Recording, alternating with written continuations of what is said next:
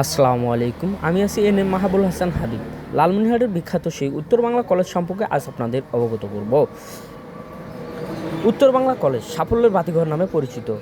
এটা স্থাপিত হয় 1994 সালে।